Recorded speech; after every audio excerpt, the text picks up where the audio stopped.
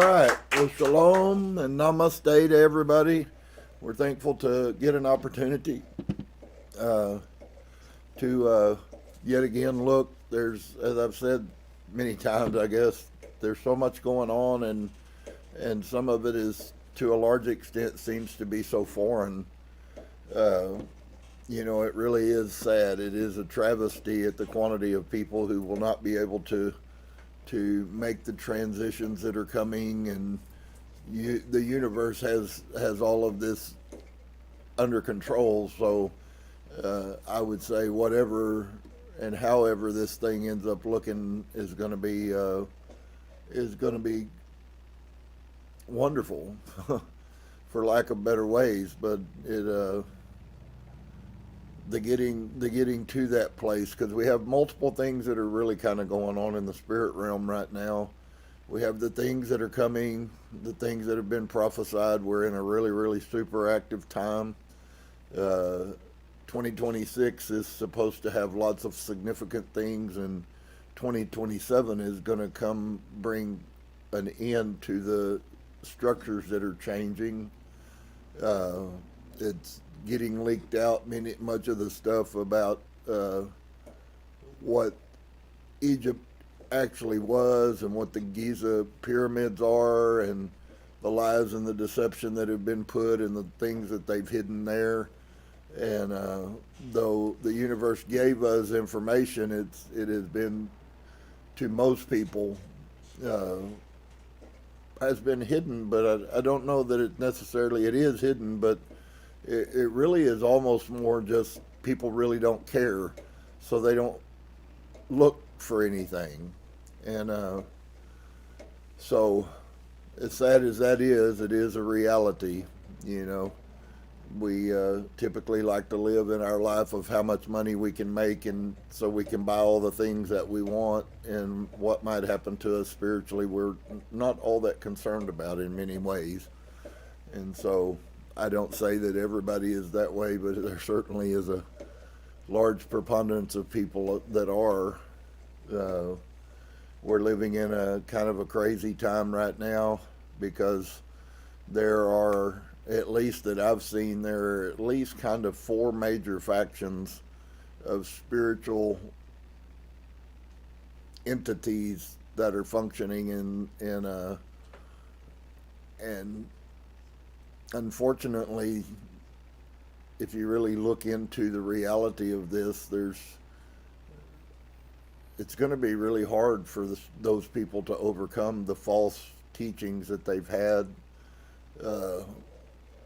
And so I hope that some of you will at least awaken and see the reality that is all around us.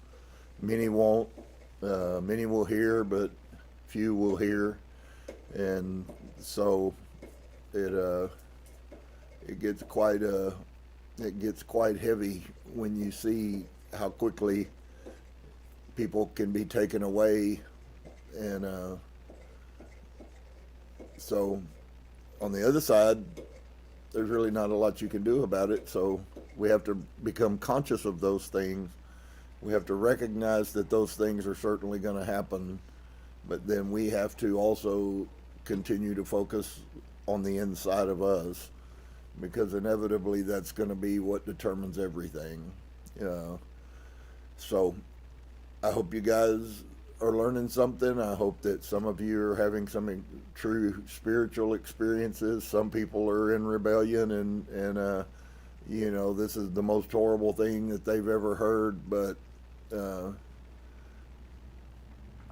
if that be the case, then that's just the case. So we've been in the Nag Hammadi. For those of you that have been with us following or anything, we've been looking at the wisdom of Jesus Christ, how it was written. I think that Yeshua HaMashiach would have been a much better title, but we have to convert things through Catholicism into English, and that's kind of a hard thing for us to get away from. They have their hands in so much stuff. And so We left off last week with the names of the eternal realm, and they all come from above. So we have in the wisdom, the Sophia of Yeshua, we have him giving us very, very profound pieces, and yet they really aren't that important to many people.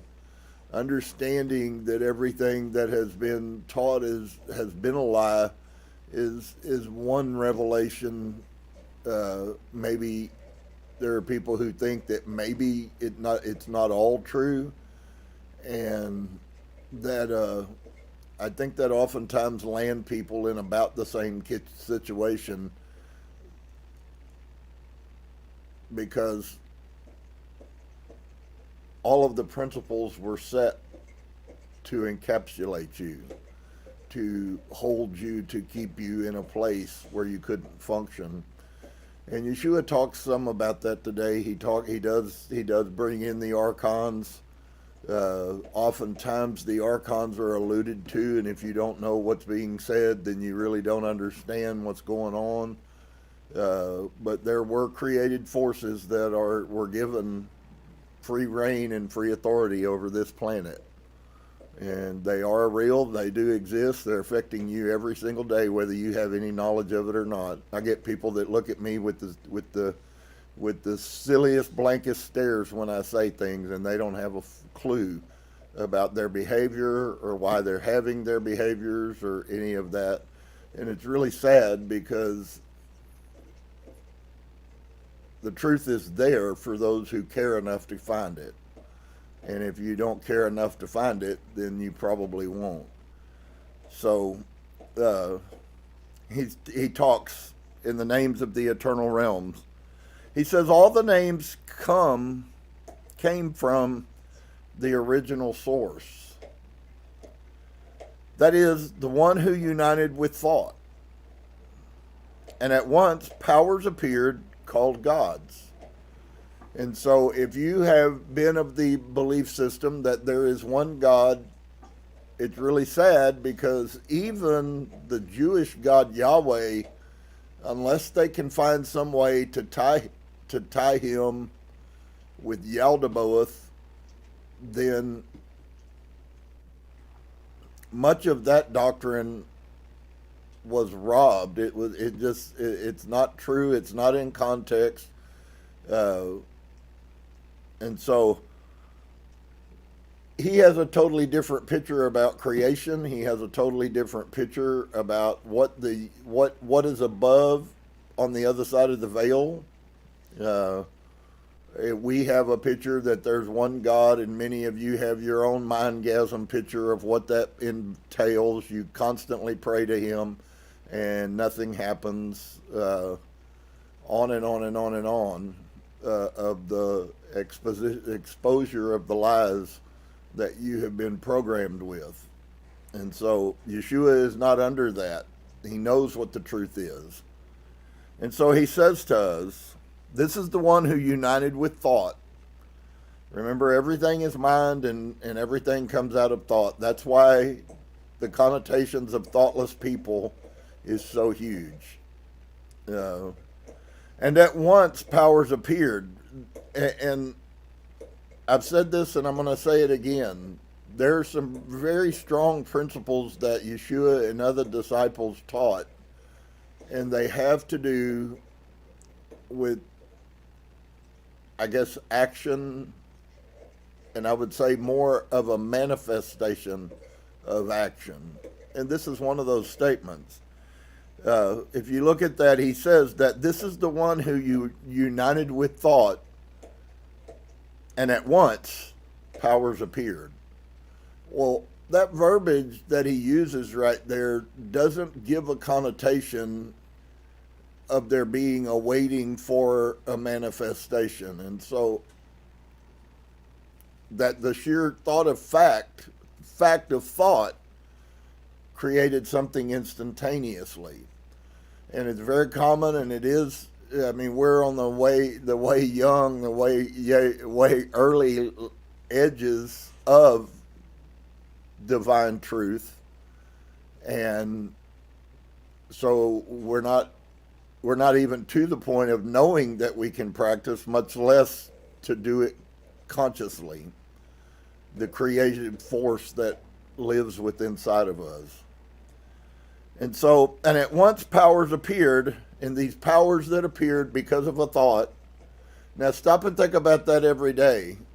I guess maybe there's some kindness to it from the archons, if you want to see the archons as being kind, that they have hijacked most of humanity from manifestation, because manifestation is thought and thought alone.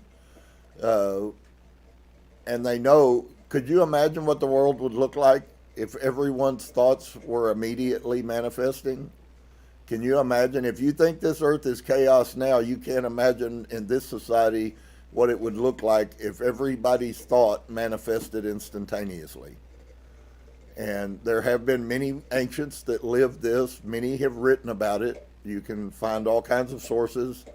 Helena has much about manifesting instantly in thought. And it is part of what we're supposed to be capable of, just like mental telepathy is part. And it is going to be revealed that mental telepathy is going to come back very, very soon.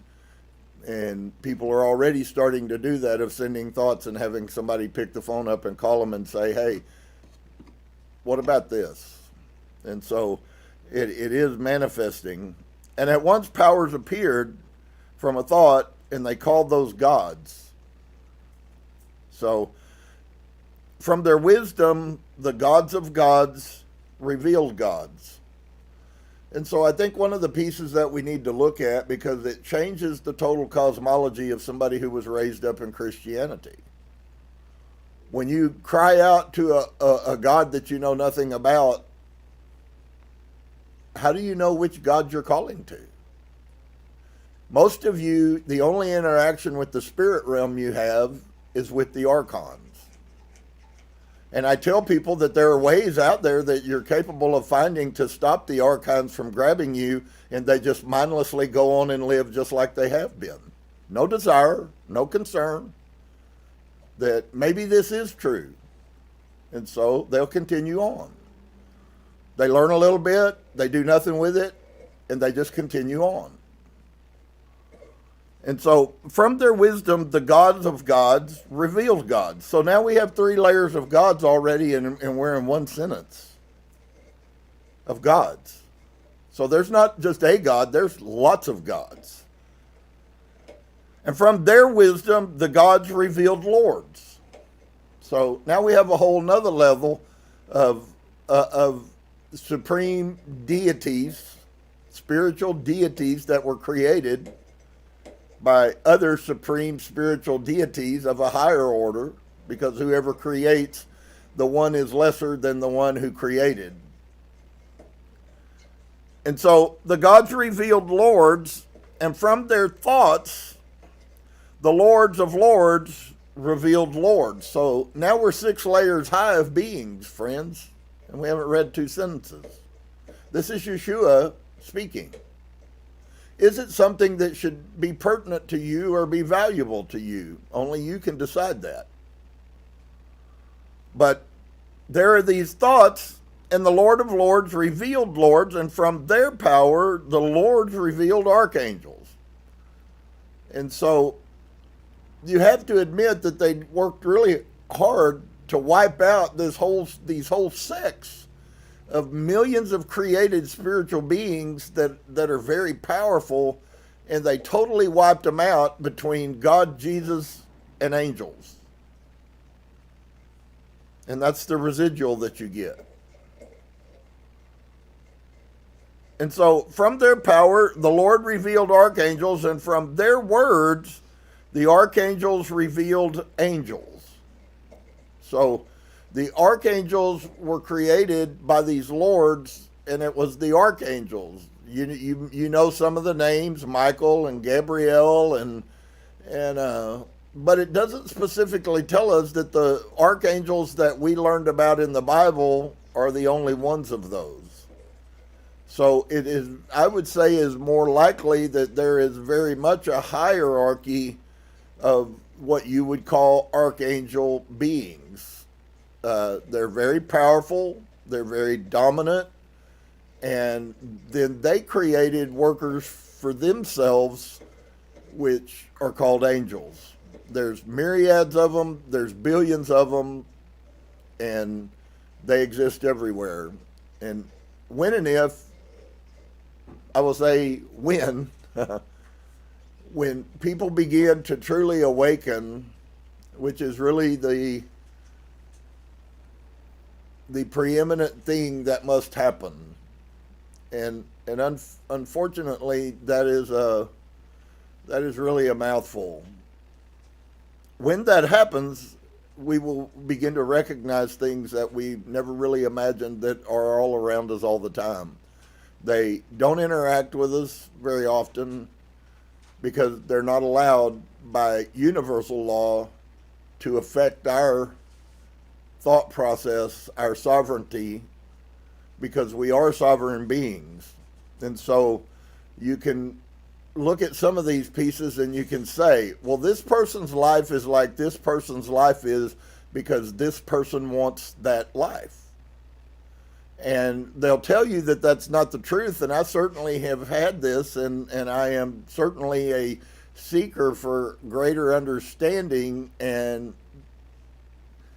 but how does that really work? Because I'm sure that the mass majority of people go, well, no, this isn't the life I wanted. But that's speaking from a human standpoint, not from a spiritual standpoint. And so whatever you are inside, that's what your life is. If your life is broken and fractured and full of chaos, it's because you are broken, fractured, and full of chaos. And the wonderful gift of that is that we are supposed to be able to learn that and then make a conscious choice as to whether we continue in that path or whether we choose to totally be revolutionary and change who we are. And so many people are hung up on they don't want to change, they just want a cheap, free salvation. They like doing whatever they want to do and don't really care what they should be doing. And that might sound harsh, but it's very easy to watch it manifest daily.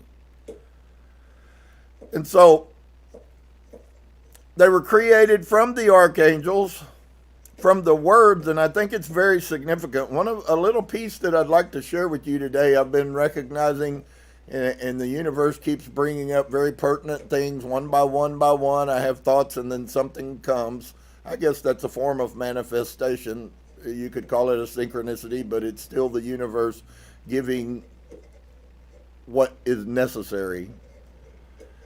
And I'm not quite sure that maybe we have even really diligently or seriously began the journey of our words and the power and significance. One of the pieces to free yourself from the hold of the archons and to cause them where they can't grab you is actually done with words. And there's some things that happen with this thing. I have already started noticing that there are some things that are shifting in the world, in my world, because my reality is changing. And so the problem with realities changing is they're not the same. And from them came ideas with structure and form and names for all of the eons and their worlds. And so that is a much significant. I listened to a guy that has passed on. He was one of the top rated scholars on the Bible. And it took about 5 minutes to cut the TV off because just what I've learned, that guy didn't learn in 40 years of being a college professor, and every word he said was untrue. It's really hard for people who have been in Christianity to break and get out of it. It is exactly what the archons created Christianity to be. It is a catch-all. It catches you. It's like, I don't know if you've seen any of the survival shows. Sometimes the people who are the most successful build cone-shaped fish traps and they put them in the water. They didn't have to be there. They simply had to put the trap out and you fell into it. And once you fell into it, you couldn't get out. Folks, whether you recognize it or not, the mass majority of humans are in that state. Even the ones that believe themselves to be spiritual. Believing that you are spiritual doesn't make you spiritual. It helps with it. It certainly is part of it. But there's much more to all of this than meets the eye, by far. And yet it's simpler than it's ever been. And so they tell us that the archangels revealed angels, and from them came ideas. That's a really interesting thought. And these ideas had structure, form, and names for all the aeons and their worlds. So according to the text, the angels are the ones that produce those things. The immortals whom I have described, all of them, have authority from the immortal human, who is called silence, because by reflecting without speaking, the entire majesty of silence was perfected. So it is a true statement when you hear that your reality, your life, is because of your mind. Whatever it is, good, bad, indifferent, is not the point. The point is it all came out of you. You created it. You are the creator. Do you not know that we are little gods? What do gods do? Gods are creators. And so you have very much created whatever it is. And that's not talking about you could have a bigger house and a nicer car. And if that's where your mind goes, then you're lost way back there, a lot further back than you realize. Because none of that means anything. This is all going to cease to exist very shortly. The fake picture that you walk in as reality is no longer going to exist. And it's coming quick. That's why the whole concept of telepathy is so powerful. Because there will be no liars when we quit talking with each other and we are the perfect human again that's in silence. Because everything is thought. Communication is thought. What you are thinking, I'm going to read it. You don't need to tell me. I already know what you just thought about that person. I already know what you thought about this situation. And it is manifesting little by little pieces. I see glimpses of getting a thought, and then all of a sudden I watch somebody do exactly the thought that I had. I don't know what that means, but it means something, I promise you. And so the immortals whom I have described, all of them have authority from the immortal human, who is called silence, because by reflecting without speaking, the entire majesty of silence was perfected. Now, he gave us last week, Yahusha gave us the 4 or 5 motivating factors of everything. And so here we are again, and he's systematically incorporating those in at some level about how they work. And reflection is just as sacred as thought is. And so if you are what you are thinking, then no one but you can change what you are. And so, because by reflecting without speaking, the entire majesty of silence was perfected. For the imperishable beings had authority and even created a great kingdom in the 8th realm, and thrones and temples and firmaments for their own majesties. So when you hear the term, and they created their own firmaments, I honestly believe you will be surprised at how many different situations that there really are, just like us, all over the unknowable distances that exist from where we are. The whole conversation in the book of Genesis has to do with there was a firmament over it. Okay? There was a wrapping around something. And so now we find that not only is there one, but these gods created their own as well. Is it possible that's why you see the Pleiadians? And is it possible that that's why we are set for a major prophecy spoken both by Edgar Casey and Dolores Cannon of the re-revealing of Atlantis? There is fixing to be something, a sunspot that happens from the sun that is going to hit, and it is going to ignite a crystalline energy on this earth, and it's going to be massive what goes on.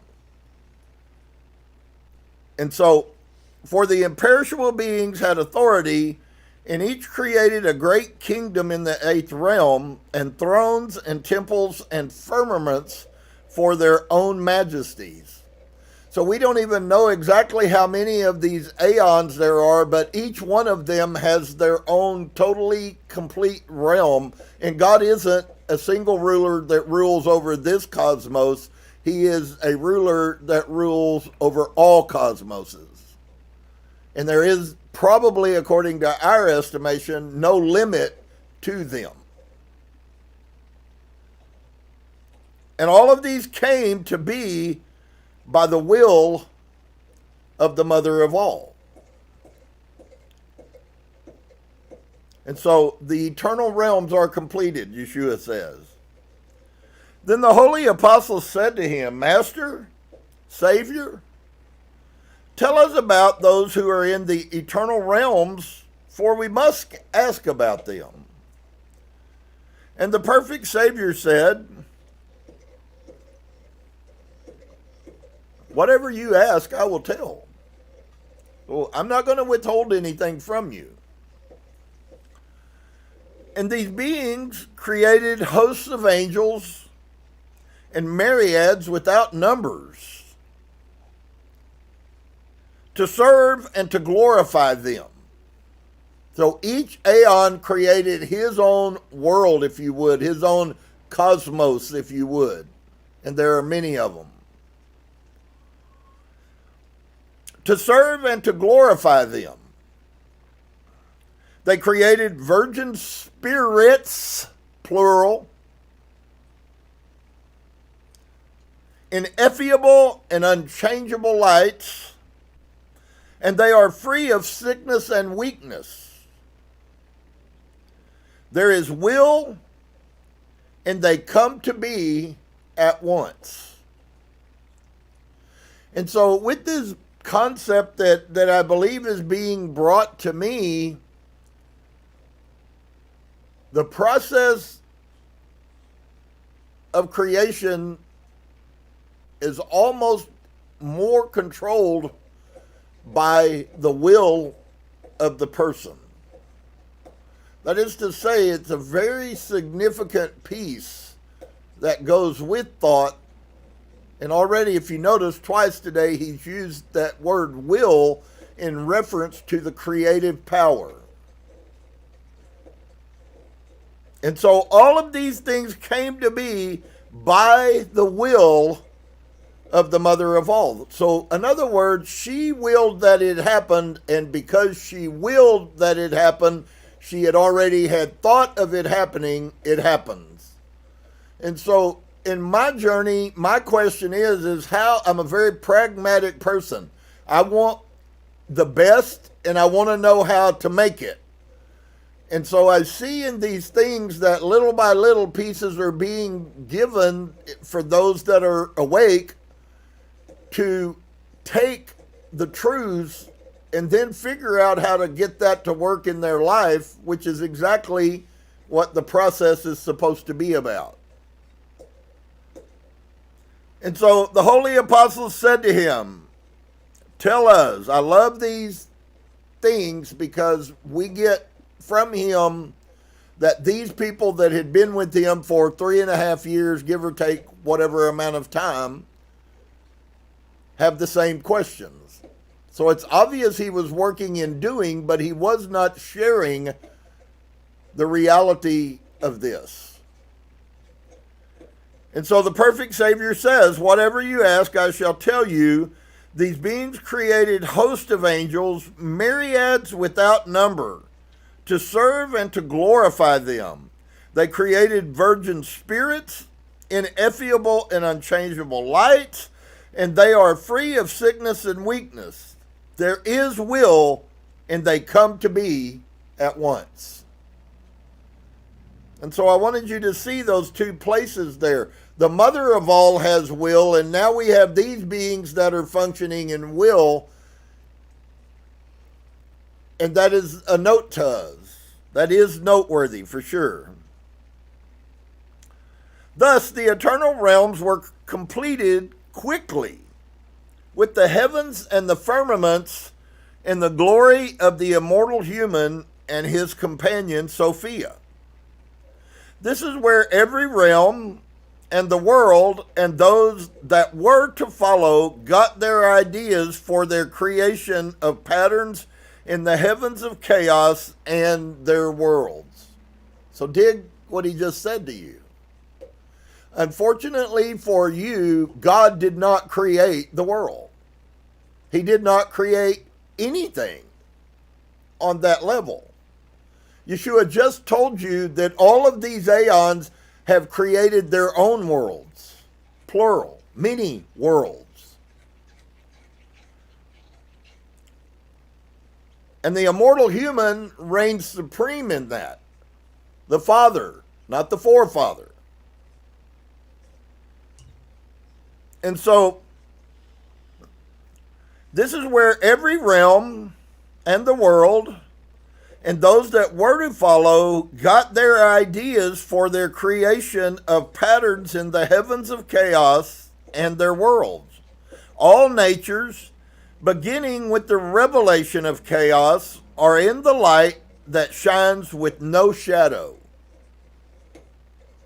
but with indescribable joy and unspeakable praise. They continue to rejoice over their unfading glory and immeasurable rest, which cannot be described amongst all the realms that came to be later and all of their powers. I have said all of this to you so that you might shine in light even more brightly than these. Ponder that for a minute. This is like the dichotomy I had in Christianity. Because Yeshua says these signs follow those that believe, and no one is doing signs. So that tells you that nobody believes. They go to church, maybe they're a good Christian, but they don't believe what he said. They don't believe what he taught. They don't believe what he did. And they sit around and they clap their hands and they sing songs to someone and think somehow they've done something. And at the end of the day, it wouldn't matter whether they were doing LSD or something else, because it's the exact same illusion. It's not real. When in fact, we have inside of us, dear ones, and without getting too deeply in it, we already are, but it doesn't matter that all humans have a spark of the divine. You can't access it.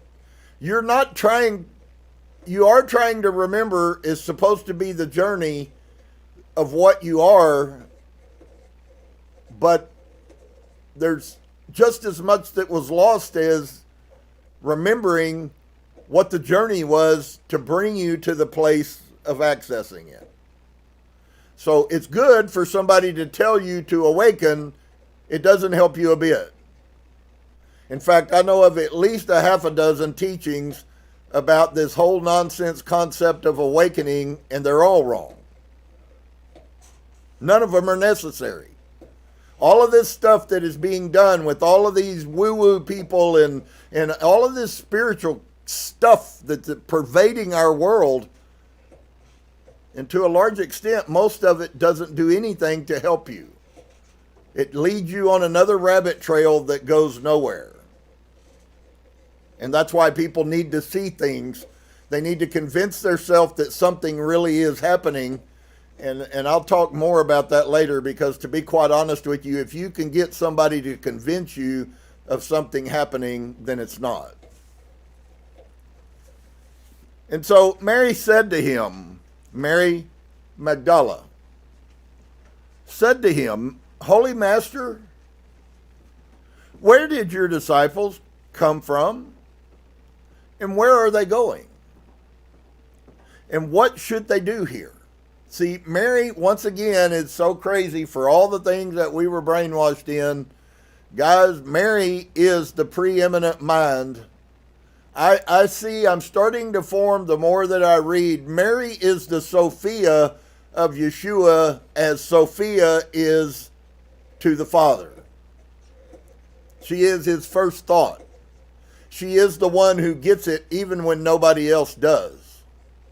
She is the counter. He is the masculine. She is the divine force. Together they make one, although he is complete in and of himself.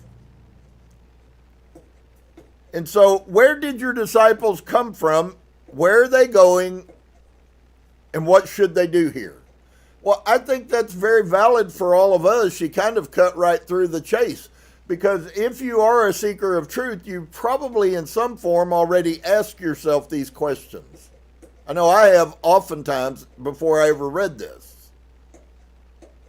And the perfect Savior said to them, I want you to know that Sophia, the mother of all, and the companion, desired all by herself to bring these creatures into being without her male companion.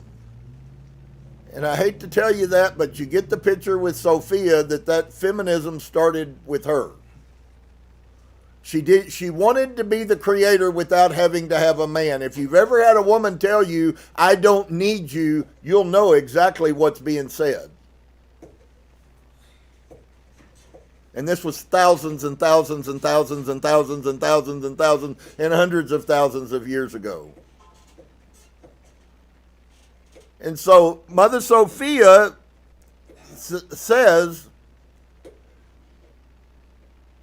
that I desired all by herself to bring these creatures into being without her male companion. And by the will of the Father of all, that his unimaginable goodness might be released. He created a curtain between the immortals and those who were to come later. So the Father created the veil that separates all that is and us. He created that veil.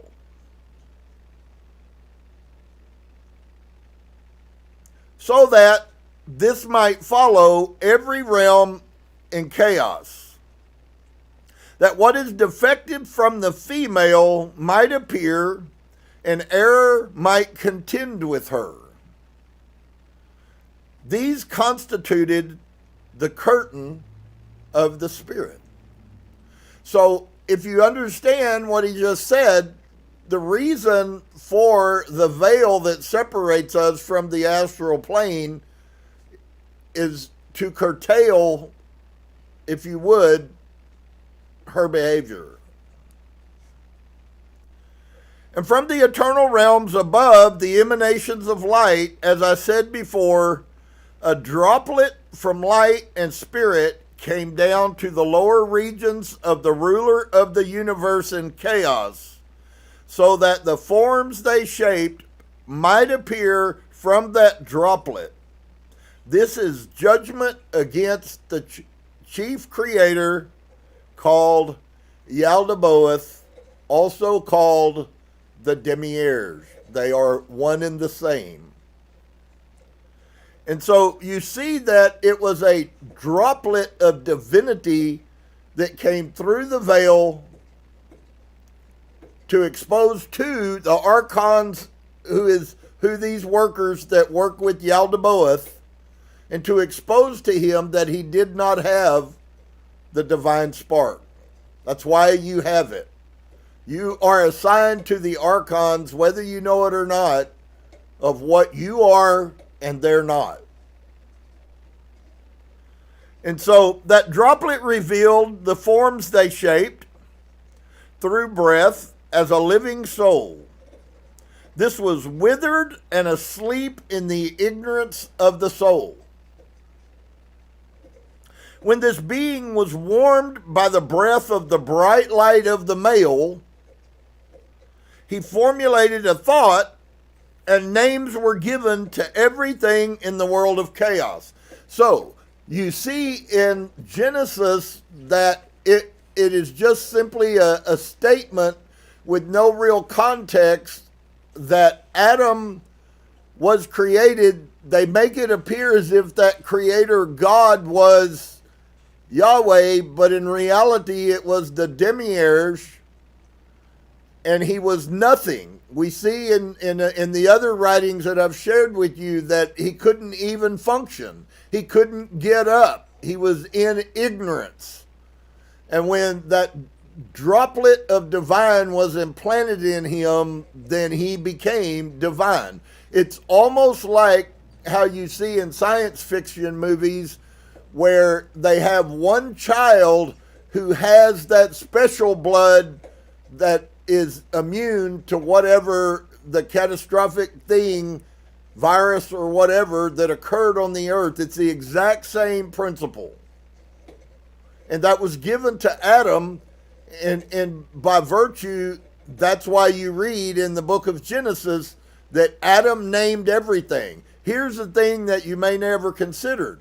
How would Adam, who was just created, how would he know all of these things and know how to get the context of the names right and know what these individual things were? He would not have had he not been divine. And if the truth had been told to you, you would have never been associated with falling in the original sin, because it was the original droplet of the light of divineness that is in Adam that also lives in you. Are you accessing it? Most, no. But it still exists. And so,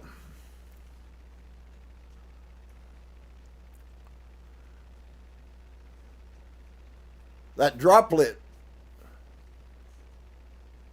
is our immortality. Just a droplet. It wasn't like we were created in total spirit. It's like we were created and we're nothing, and we're not good for anything, and we were nothing but ignorant beasts, just like the creators who created us. You remember the long list of all of the different archons. Every archon created a piece of you. And none of them have divine light, so how could they have?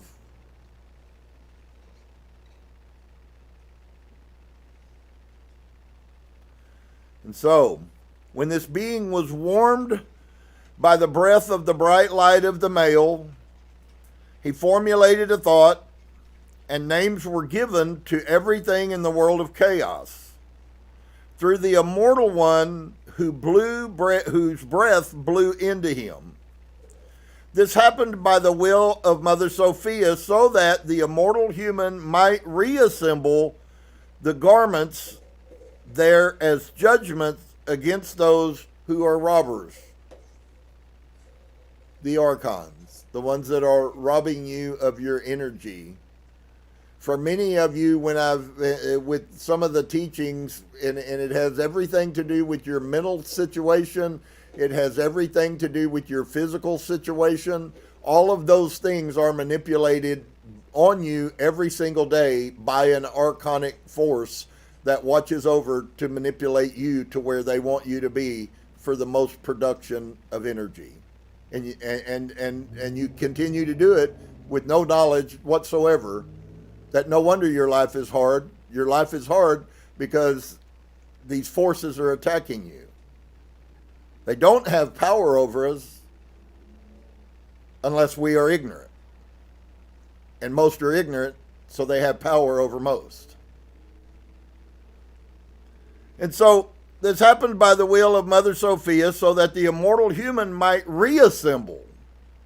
So we had to be put back together in wholeness. What they created was ignorance. And the garments there as judgment against those who are robbers. Then he welcomed the breath that was blown, but he was like soul and could not assume that power until the number of chaos and the time set by the great angel could be completed. So the restoration and unification of humanity. I have taught you about the immortal human, and I have freed him from the fetters of the robbers. I have broken the gates. Remember, the gates of hell will not prevail. I have broken the gates, those without pity.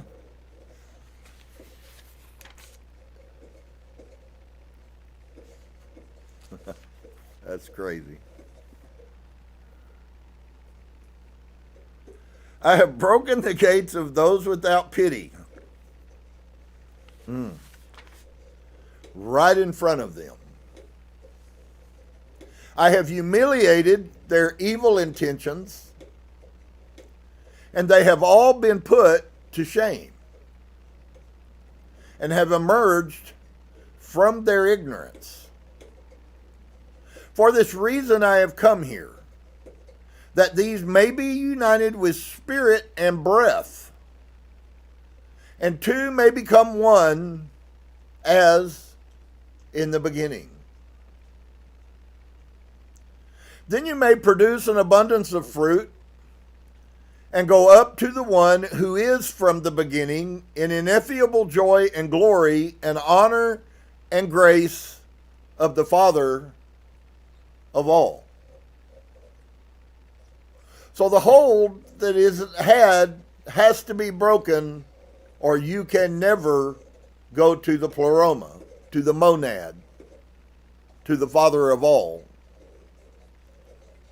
Whoever knows the Father in pure knowledge,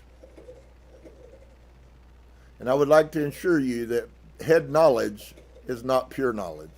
He's not talking about you have some picture inside your mind of what God is, and because of that picture, you justify that somehow God is what you think he is.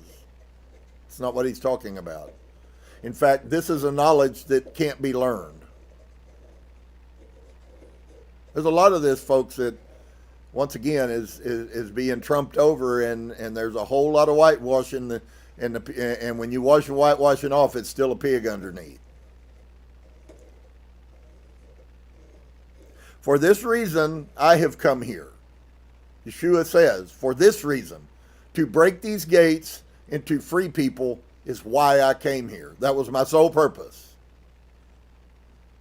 As in the beginning, then you may produce an abundance of fruit. Remember, he tells us to be fruitful and multiply. And go up to the one who is from the beginning in ineffable joy and glory, and honor and grace of the Father of all. Whoever knows the Father in pure knowledge will depart. Did you hear that? Did you notice that there is no ifs and buts or anything else? It's about to get big. What's happening right now is about to get huge, and the separation has already begun. There are people falling away faster than you can, just as much as there are people that are recognizing. Whoever knows the Father in pure knowledge will depart to the Father. That is a no questions guarantee. If you know the Father in pure knowledge, you will depart to him. And be at rest in the unconceived Father. So the place that we're headed back to is not a place where we exist, it's a place where we cease to exist. It is that droplet which was dropped returning back to the ocean, to nothingness. That's why you cannot inherit the kingdom with an ego. People who have egos will never see the kingdom of God. It is an evil that we must rid ourselves of in humility. I watch people, they walk in a room, they think everybody ought to look at them and go, oh! And in reality, the only way to walk into a room is hopefully where no one sees you. Humility, not ego. You will not find the truth. I think it's at the third level you will be drugged back into reincarnation because of your ego. You will not escape it.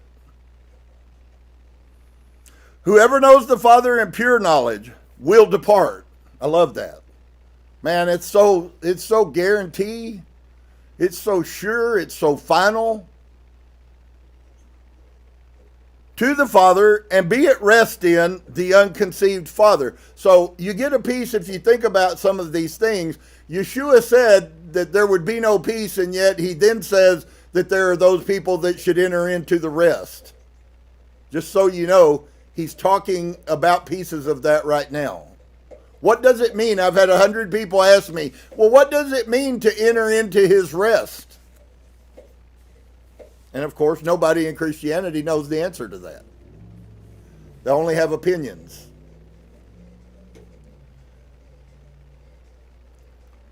And so,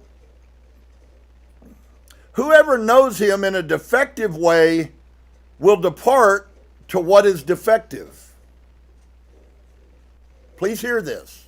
It's not because of anything else. It's because you did not do your work while you were in this earth as a human. You are the one that will cause this. It's not the devil. It's not God. You are the one that will cause yourself to go back to reincarnation. Whoever knows the Father in pure knowledge will depart to the Father and be at rest in the unconceived Father. So instead of heaven, the place that we're trying to achieve is we're trying to go back into the infinite light, because we are infinite light in a much smaller quantity, if you would, a droplet, so to speak. And whoever knows him in a defective way will depart to what is defective. That's huge. And experience the rest that the eighth realm provides. Let whoever knows the immortal spirit of light in silence and through reflection. And I know that a lot of people in our society don't like to hear that, and they like to make fun of all of the Vedic things that are happening. But I'm just telling you right now, I don't believe anyone will ever make it to him without meditation and reflection and thought and forethought and thoughtfulness and mindfulness. All of those things aren't the things, they're the outworking of having the thing. Let whoever knows the immortal spirit of light in silence through reflection and agreement in truth. And that last statement right there is huge.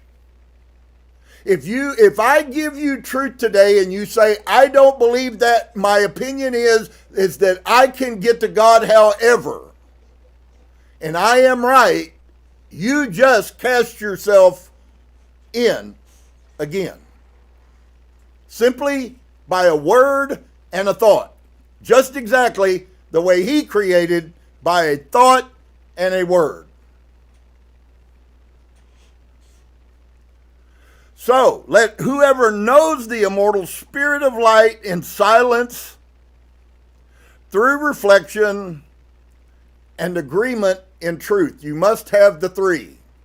You must have silence, you must have reflection, you must agree with what the truth is. There is no room for you to remain as you have been and think somehow you always will be. It is a lie.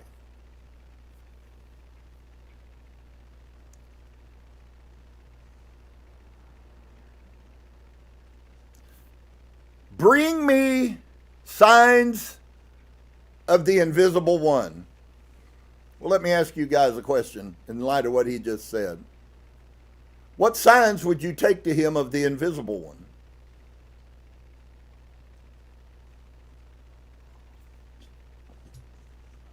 He answered how to answer that question when he started here. It's only those people who know the Father in truth, in purity, in right. You get a wrong picture of what the Creator is, and it's corrupt.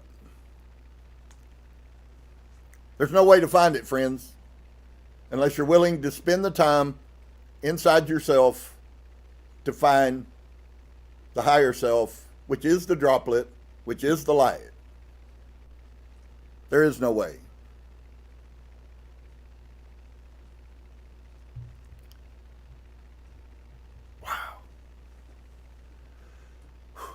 So let whoever knows the immortal spirit of light in silence, through reflection and agreement in truth, bring me signs of the invisible one.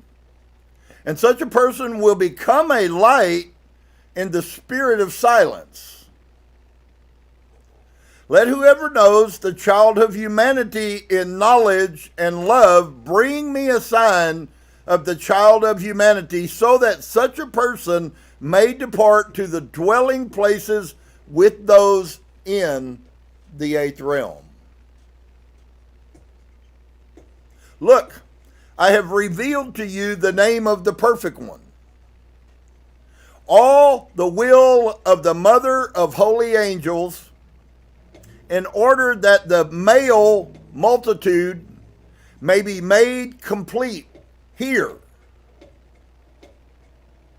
The completion has to happen here. Then there may appear in the realms the infinite beings and those who have come to be in the untraceable wealth of the great invisible Spirit.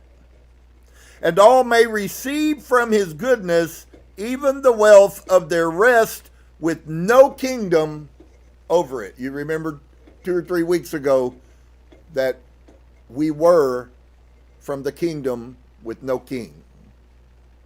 I thought it was funny because all of that correlated at the same time. They were doing this human version of no king. And so look, I have revealed to you the name of the perfect one, all the will of the mother of the holy angels, in order that the male or the multitude may be complete here. So it's his intentions that all the multitude be complete here. That's why he came here and didn't wait for us to come there. Then there may appear in the realm the infinite beings and those who have come to be in the untraceable wealth of the great invisible Spirit, and all may receive from his goodness even the wealth of their rest, with no kingdom over it. I've come from the first, who was sent to reveal to you the one who is from the beginning. Because of the arrogance of the chief creator and his angels, archons and demiurges, for they claim to be gods, I have come to eradicate their blindness. You remember when we were going through the archons that they were blind. I came to eradicate their blindness, that I might tell everyone about the God who is above all. So trample on their graves, humiliate their wicked intentions, break their yoke, and raise up those who are mine. Understand, he has no preconceived ideas that all are his.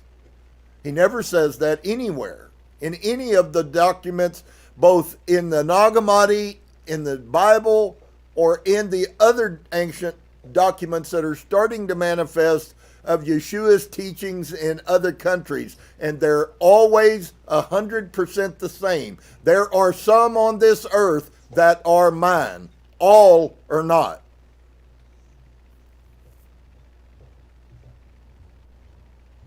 And so trample on their graves and humiliate their wicked intentions.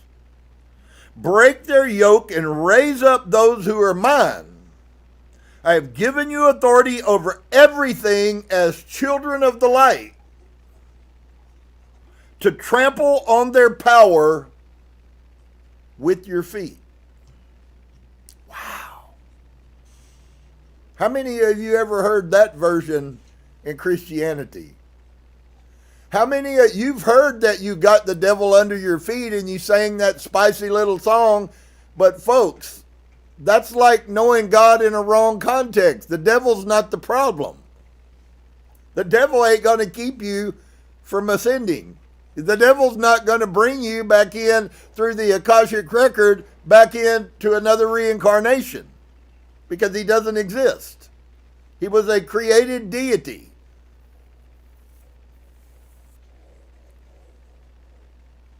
And so the Savior departs from his followers.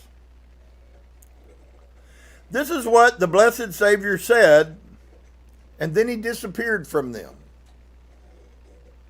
All the disciples remained in great ineffable joy and in the Spirit from that day on. Now, I do want to talk about some things that are starting to come out and manifest. And one of those is not necessarily a word of correction unless you need correction, and then you hopefully will take it as that for yourself, because it's not specifically meant for that. But it is starting to become very clear, and the more that we read these texts, that the same mind that is going to free some people is going to be what destroys the rest. Even a wrong thought about what God is, wow. I think if anybody has any spirit in them at all, that would like hit you between the eyes with a sledgehammer. You could simply ask yourself, have I even attempted to find out on my own who God is? And many of you would say, everyone is looking. That's not the same thing. Humanity has forever. We have addictions because we feel separated from our source. That's why those happen. There's a hole that cannot be filled, we like to call it in humanity. There are people that may not have a drug addiction. Maybe they don't have an alcohol addiction. But there are just as many people that are addicted to many other things. From work, and the list just goes on infinitely from there. And in reality, every one of those people, which is every human on the face of this earth, has a knowing, a feeling that there is something missing in their life. And so they look for things to fill it with. They look for ways to make themselves mindless so they don't have to deal with. And there's kind of a chasm there, because some people do things because they recognize it, and others just shift themselves into mindless, I don't care, give me more distractions, archons, so that I don't think about what I'm missing. And that's the whole of humanity. It is very few people who are looking for the light. And so the problem with that is, and the good side of that is that inevitably, I don't say that you'll recognize it, but inevitably the very thing that can and will destroy you can also be the thing that brings you to the knowledge that you seek. That's why you see a change in people. One that always has inspired me is the last documentary they made about Greg Allman. And it didn't matter how many millions of dollars he spent to stay months, he never could kick the drugs. And it's the most profound. I can't imagine every church isn't using this, but of course they don't know the truth, or they would. It ain't about their stupid dogmas and their religion. It's about you as a person. And so he goes through these horrible bouts, knowing that even with all of the fame and knowing with all of the money and knowing with all of the accolades, he is still not a complete person. And because he isn't complete and he knows he's not complete, well, let's talk about some people maybe today that have no accolades, they have no money, or they have a lot of money, but they feel exactly the same way. And the only way he got out of it was when he willed to be his own sovereign and to take responsibility for the life he had created. And the minute that he did, he beat heroin like nobody's business. He can do that as a human and beat heroin, and there's people that can't even control themselves in their day-to-day functioning. Just speaks to who he was as a person. And so, what I'm trying to say to us, all of us have an innate feeling that something's missing, and yet, in reality, there's not. It is only missing from you, the person. It's only missing from you, the person. But it will stay missing until you, the person, begin your journey to embrace that which is. For some of you, that may sound strange. It's actually very logical. You are a human that is half energy, half light. You are the light of the world already. You don't have to seek with it. You have never one day in your life ever been separated from God, ever. No matter what sin you did, no matter what horrible behavior you had, you were never separated from Him. And yet you've lived your whole life feeling totally separated. And if that isn't enough to help you understand that you are the creator of your reality, and you'll never find the truth unless you begin to look for it. So I hope that you guys will reflect on that maybe. That it's more than just a 2-minute saying. Most won't. Most will go back to their video games and all of that crap, and that'll be the end of it. Okay? And that's not condemning anybody for video games. It's just simply saying you'll take whatever distraction. Have you ever noticed that every time you try to get serious, all of a sudden something takes your attention away? Just so you know, Fins, the Archons know you better than anybody. And the reason you get distracted is because they put a new distraction in front of you because they know that you'll take it. Kind of like fishing. If you throw the right bait in front of the right fish, almost every time they'll bite it.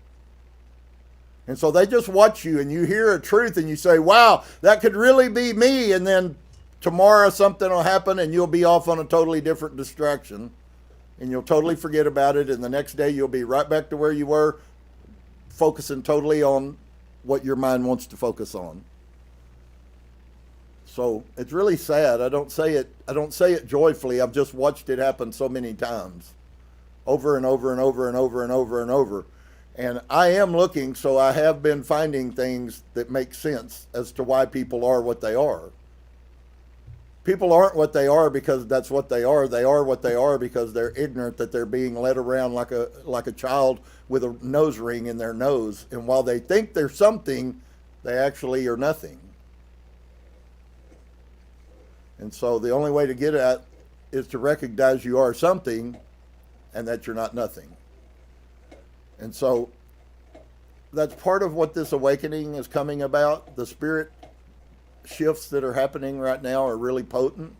For those of you, some of you are making it. It's going to be large. It's going to be huge. It's going to affect many people, but it's not going to affect everybody positively. And, you know, there are many people right now that are actually starting to awaken that are having the worst times of their life. In fact, there are more reports of the dark night of the soul going on right now than has probably been done in 50 years. There are more spiritual people who are learning, and the more they learn, the harder their life gets. There's a reason for that. But it's not because God has abandoned you. So I hope that you will understand, if you're one of those and you're starting to search and your mind is thinking and you're working, and all of a sudden it seems like things are getting a little harder, isn't necessarily a sign in that manner that you're creating that, although you are. By searching for the light, you have made yourself an enemy. And of course, enemies do not very nice things to their enemies. And so you just are a recipient of that which you deserve for seeking the light. Yeshua did it, and every other follower who has ever found the truth and enlightenment has done it also. So I hope you guys will recognize that. Maybe some of you are, and you just don't know why. Why does it seem like things are not getting better? They're getting worse. That's actually a good sign, because it is that battle that will make you choose whether you're going to have will and whether you're going to be successful or whether you're going to give up and walk away. And if you give up and walk away, then you've already destined yourself, if you would. So I would encourage you, keep fighting, keep seeking the truth, keep meditating, keep working reflection, keep looking back at how your behaviors have made. If everybody would just simply take that one tool, which we were told is very powerful, of reflection, and every day they would look, how did I affect everybody around me? How did I affect myself? How did I affect my well-betterment? How did I destroy my well-betterment? How did I make myself feel horrible because I did something that I knew I shouldn't have done? And just honestly look at yourself every single day. You would be amazed at how you would begin to see who you really are. And until you see who you are, you don't know who you are. You have to see it. It has to be in front of your face. And so people continue on doing what they've always done and somehow thinking they're ascending to this great awakening. And unfortunately, it may not necessarily be so. So I hope that I hope you'll take that. There's no condemnation. We have the ability, friends, to do amazing things on this earth, and there are those people that are truly awakening and are truly looking for their self, and they're looking inside of their self and they're noticing something amazing. They are noticing that they are amazing. I listen to young people, and we live in a time of the worst esteem that there is. I have people in my own family who basically have no self-esteem. Well, the problem with no self-esteem is also you have no self-pride. That is to say, you don't care if you're not exceptional. And if you have grandkids or if you have children in this society, it's really, really evident. And so I hope that you will take some of these things. Maybe it'll help you in relationships. You know, maybe it'll help you love somebody even when they don't love you back. It's okay. You must continue to love. You must continue to forgive. You must continue to go on, and you must continue to awaken to the light that you are. We're going to take a few minutes and get a cup of coffee, and I'll be back in just about 10 minutes or so. and we'll take a look at what Mr. Allen has to say. I have a few things about names and about words that we use that I'd like to share. I hope will be a blessing to someone, because many people, even though they don't say the words, they have no knowledge of the power of the words and how creative those words are, either for your good or for your destruction. And so we'll be back in just a few minutes.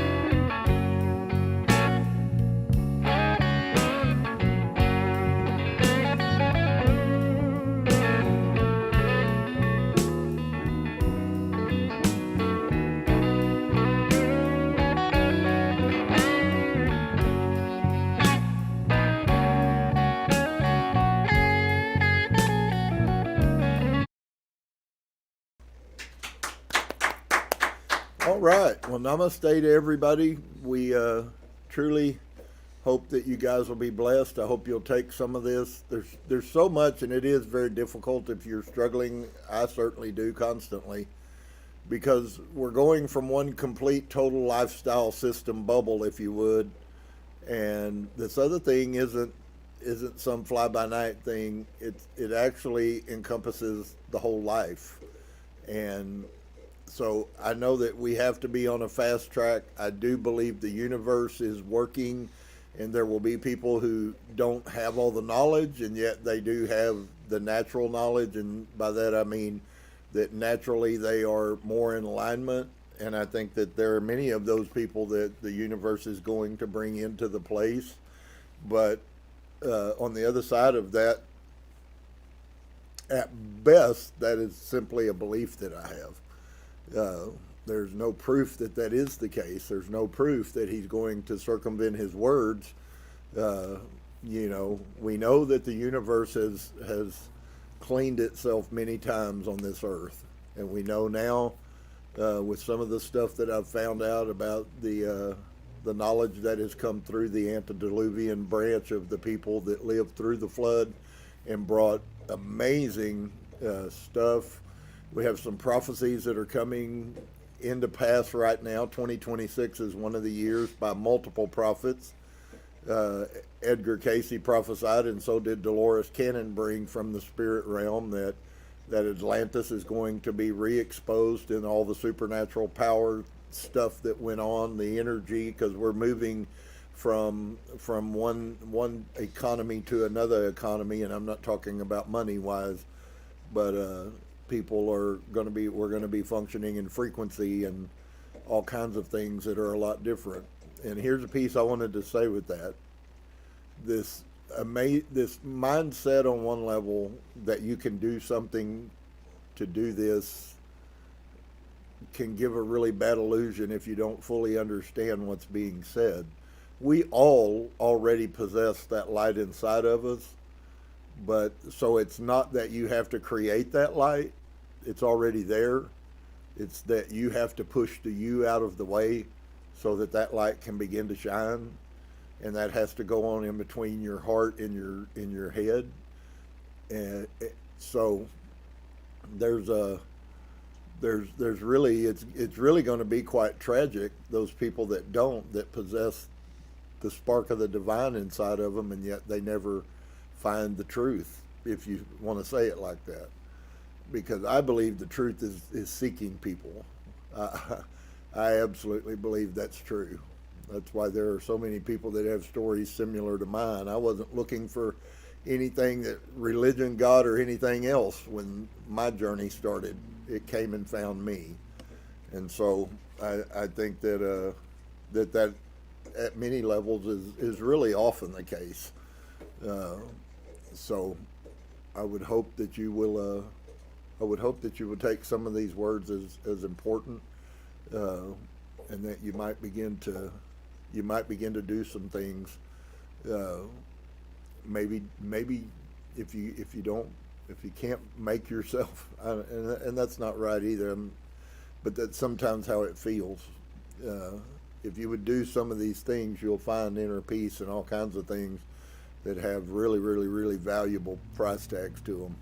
For somebody to be at peace in a society that's full of chaos, man, that's one of the biggest gifts that you could ever be given, is to be able to come to a place inside of you of peace, no matter if the world's falling to pieces. And we are going to probably see some not wonderful things over the next years, but there's going to also be a whole lot of wonderful things. So I don't think that the one trumps the other. I think the wonderful things for those who experience them are going to be absolutely earth changing, if you would. The earth is changing. And so I want to just share this piece with you. Every one of these, it's so crazy. Last week we saw that we are to be as a flower, and I love the word that he used, if you would perfect yourself. That's so relevant, brothers and sisters. You know, in Christianity, we were told that you basically couldn't do anything. In fact, you were told that Jesus perfected you. And my gosh, that's one of the most horrible. That's one of the most horrible theologies that there is. He didn't do anything except tell you that you are something amazing, and it's still up to you to believe that. And I have met people who can't believe that. I have met people and talked to them and told them that they were wonderful. And in the society, it's just amazing to me the negativity that people have of their own self. And I think that we have to grow up and be more mature to being honest about ourselves without allowing ourselves to condemn ourselves or shame us. All of those things are also tools that the archons use against humans. You are in shame. That's why when I heard what was written in Syria, when Yeshua was there teaching for a season, and he told his students, the ones that were under him, he said, there is no sin. The worst part is, and so he was actually fighting against the Judaic teachings in Israel, and he says there is no sin, that the sin that you do is sin against yourself. That's what sin is. The damage you're doing to yourself. And so you can understand, if you're hurting other people, then you're damaging yourself more than you're hurting them. And we don't see that often, because if somebody decides to shoot somebody and they shoot somebody and kill them, we don't see that this person damaged themselves. But alas, maybe the other person was the better off in the situation. Maybe it would have been better to die than to live with the fact that you just heinously took somebody's life. And I won't talk about sociopaths, because I believe those are soulless people, and I think there's a lot of them. I don't think that they have any conscience about hurting people. And so we have to then also live in that environment and navigate that as well. So be strong and of a good courage. I've had multiple spirit forces reiterate that to me over the years, and I guess usually it's when I'm questioning and doubting. Oftentimes it's been in a place where I had failed what my ideal was, and I never put it together until just now. But that's exactly the epitome of what Yeshua said, that sin is the abomination, the damage you do to yourself. And I thought, wow, that's pretty amazing. If we could all learn how to not do those things to ourselves by changing how we behave with other humans, how huge would that be? So James writes on the 12th morning, he says, every man reaps the result of his own thoughts. And so here we are right back again. Friends, everything is mind. Everything is frequency, energy, and mind. And so nobody's doing anything. In fact, to be quite honest with you, in times past, there have been a class of people who have lived and functioned according to that which I teach, and they had no remorse for other people. And I don't necessarily know that I think that that's the right path, but they had a much stronger understanding than we do, that if it is really true that you created this, then why should I feel sorry for you when you got what you wanted? Why should I'm so sorry. And so what it totally does is it takes the poor me, and it takes the victim completely. You aren't a victim of anything except yourself. And so I know lots of people have gone through lots of bad things, and I certainly have some questions. I certainly don't know it all. I don't think children brought abuse by parents into their reality. So I do have some questions, but everything outside of a child situation is totally up to an adult. It's up to us to do what we want. If you're not living the life you want to, change the way you're living. It's that simple. Every man reaps the result of his own thoughts and deeds. and suffers for his own wrong. And what's really sad about those words that he just wrote, because he's a little more poetic than what I am. I'm a kind of little old school Texan, and I just kind of tell you what I know to be true. We still don't like that. I don't like that. When I've created a situation and I recognize that, I still don't like the fact that I did it. And I'm not sure that there's not a lot of the self-esteem issue in America that's going on doesn't come out of that, because people have no control over their thoughts and they have no control over their minds. And so their mind tells them impulsively, and of course the archons love that, because if you're weak-minded, then they just tell you and you do it. You believe it. There's no questioning. You just believe it. And so he who begins right and continues right does not need to desire and search for fallacious results. They are already at hand. They follow as consequences. They are the certainties and the realities of life. So it's a certainty that if you do wrong to other people, that you're going to get done wrong. It's a certainty. The only question is when and how it manifests. And so sweet is the rest and deep the bliss of him who has freed his heart from its lust and hatreds and dark desires.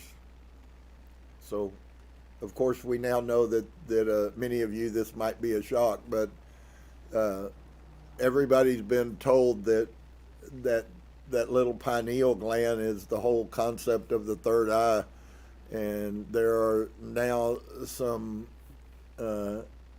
proofs that third eye actually exists in your heart. Even though now whether it's tied to the pineal, that's a totally different story, but intuition comes out of the inside of you. And so the 12th evening, you are the center of your own shadows. You desire, and then you grieve. You renounce, and then you shall rejoice. And so it's that simple. Recognize, change the thought, change the behavior, change the pattern. One of the things that has come out through my studies has to do with repetition. And maybe you have experienced that. I have. I'll be the first one to say that's right. But the repetition of wrong behaviors, I've listened to people so many times I can't tell you. Well, it's like a New Year's resolution. In fact, the New Year's resolution is really the perfect example. Being a Christian pastor, you have no clue. I would preach on something and somebody tells me, oh, brother, that convicted me and I'm going to stop doing that and I'm going to stop that. And 2 days later, you see them doing the same crap again. So they were convicted for 30 minutes or an hour. And maybe they thought about it twice and then they just let it go and they went right back to who they were, as you always will. So all of us have to be quite cautious of that constantly. It would be better that you say, I'm not ever going to do that, that you never say, I'm never going to do that again, until you're ready to mean, I'm never going to do that again. So you are the creator of your own shadows. You desire, and then you grieve. You renounce, and then you shall rejoice. Of all the beautiful truths pertaining to the soul, none is more gladdening or fruitful of divine promise and confidence than this, that man is the master of thought, the molder of character, and the maker and shaper of character, environment, and your destiny. So I'd said that to go along with that. I just really want to encourage more, because I know that we've all heard it in some shape, form, or fashion. And I'm starting to think that maybe even people that are constantly, saying silly things, mindless things, even to the point of jokingly, But it is starting to become very clear to me that a lot of people are, part of how they're creating their reality is by the words that they speak. And I've heard people in situations, and then they tell what they were thinking about, and when you hear what they were thinking about, whether they ever said it or not, really didn't matter, because they had already done the damage to themselves. So I guess I would just encourage people, maybe, that you try to take being kind and being mindful and use them to protect yourself when those thoughts come into your mind. Of course, it's worse when you say them, because words are frequency. Some of the most powerful, as you saw today, that words create reality. And so, you know, if you want to be whatever it is, whatever the words that you're saying are, well, then say on. But if you don't want to be that, then you may need to be very cautious about what you do say. And so blessings to each and every one of you. I hope that if y'all are in an environment where it's warm, I think we're somewhere around 17 or 20 degrees here. It's really cold, and tomorrow it's going to be worse. So if you're in that environment, keep the wood fire stoked and the coffee hot, and just remember that you're infinitely greater than you can have any imagination of. But we are starting to imagine, as humans, how great we may actually be. I hope you will. You deserve it. We all deserve it. We are it. We were created for this. We were created to be a blessing and not a curse. We were created to be the head and not the tail. And it's only up to us to find that reality. Blessings to each and every one of you. Namaste.